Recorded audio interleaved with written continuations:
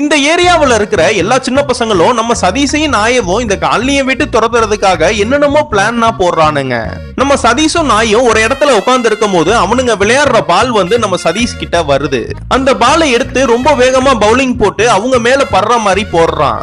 அடுத்த நாள் காலையில எழுந்து காரணா துடைக்கிறதுக்கு துணியை தேடுனா துணியை காணோம். அப்புறம் தான் தெரியுது இங்க இருக்கிற பசங்கன்னா நம்ம துணியை எடுத்து வச்சுக்கிட்டானுங்கன்னு.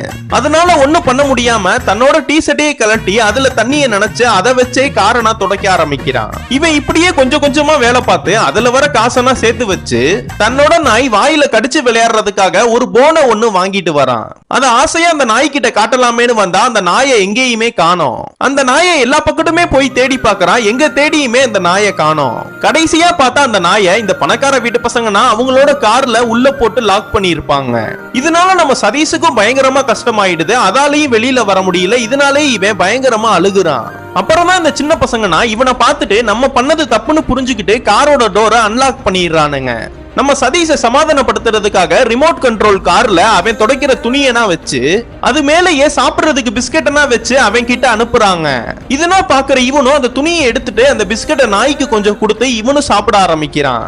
அதுக்கப்புறம் இந்த ஏரியால இருக்கிற எல்லா பசங்களுமே நம்ம சதீஷ் கிட்ட மன்னிப்பு கேட்டு நம்ம சதீஷ் கிட்ட நல்ல ஃப்ரெண்டாவும் ஆயிடுறானுங்க.